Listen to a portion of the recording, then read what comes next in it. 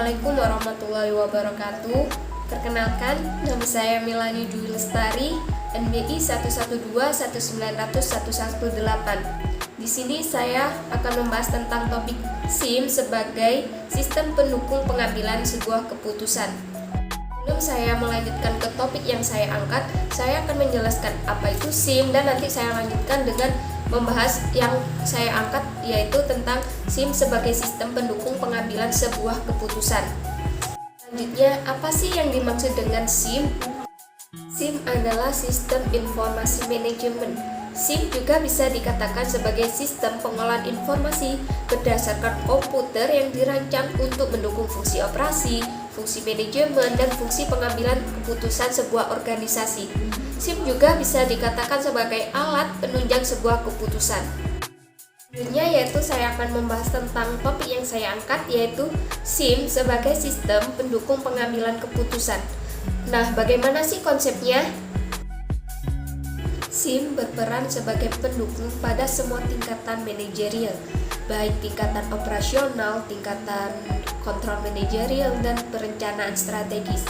SIM sebagai pendukung pengambilan keputusan juga berpatokan dengan 3 manajerial, yaitu top manajerial, middle manajerial, dan lower manajerial.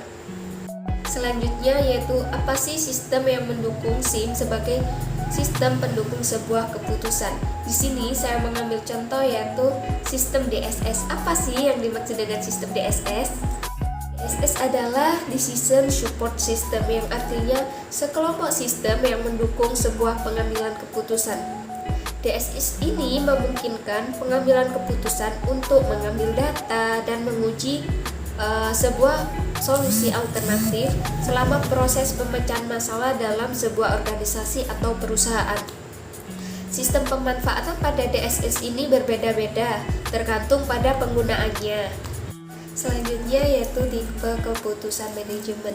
Tipe keputusan manajemen dapat dilihat dan dikategorikan dari jenis keputusan dari strukturalisasi dan aktivitas manajemen.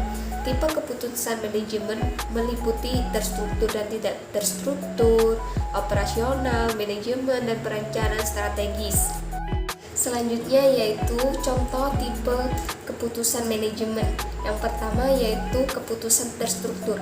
Keputusan terstruktur adalah keputusan yang dilakukan secara berulang-ulang dan rutin.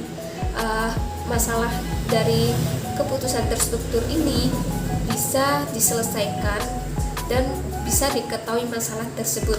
Untuk yang contoh dari keputusan terstruktur bisa dilihat di PPT. Dan yang kedua yaitu keputusan tidak terstruktur. Keputusan tidak terstruktur kebalikan dari keputusan terstruktur. Kalau keputusan tidak terstruktur yaitu keputusan yang tidak terjadi secara berulang-ulang. Biasanya keputusan ini itu tidak diketahui, dan itu langkah yang bisa mengerjakan itu biasanya kalau misal dalam perusahaan itu yang bisa mengetahui dan menyelesaikan itu biasanya para direktur. Contoh kasus bisa dilihat di PPT. Selanjutnya yaitu tipe keputusan manajemen dilihat dari 3 level. Yang pertama yaitu top manager atau manajer tingkat atas. Biasanya ini menjelaskan tentang membahas tentang perencanaan strategi. Sedangkan untuk middle manager atau manajer tingkat menengah biasanya tentang pengendalian manajemen. Untuk yang terakhir yaitu lower manager tentang pengendalian sebuah operasi atau bisa disebut manajemen tingkat bawah. Selanjutnya yaitu aspek dalam DSS. Aspek dalam DSS ini meliputi 4 bagian, yaitu yang pertama pembuatan sistem, yang kedua teknologi, yang ketiga desain sistem, dan yang keempat pengembangan. Contoh penggunaan DSS atau Decision Support System, saya mengambil contoh dari sistem SIACAT. Selanjutnya yaitu slide terakhir tentang contoh dan penggunaan DSS. Saya di sini mengambil contoh tentang SIACAT digunakan untuk KRS. Pengguna DSS sendiri memiliki 4 poin penting. Yang pertama yaitu subscription, di mana decision maker merupakan akan menerima laporan dari sistem yang sudah diolah secara berkala dan otomatis. Contohnya yaitu Kaprodi menerima laporan terkait tentang kelas tersebut dihapus atau tidaknya. Untuk yang kedua yaitu terminal, di mana decision maker merupakan pengguna langsung secara online. Contohnya yaitu mahasiswa melakukan pilih memilih terkait tentang kelas. Untuk yang ketiga yaitu clerks, decision maker secara langsung namun offline. Contohnya yaitu sistem KRS dilakukan secara offline di biro akademik dan biro tersebut melakukan database secara sendiri atau manual.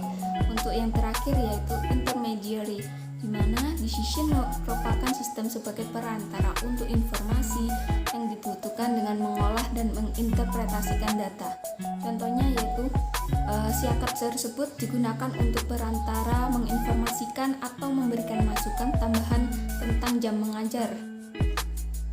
Pemaparan materi dari saya, apabila ada kurangnya saya mohon maaf. Terima kasih. Wassalamualaikum warahmatullahi wabarakatuh.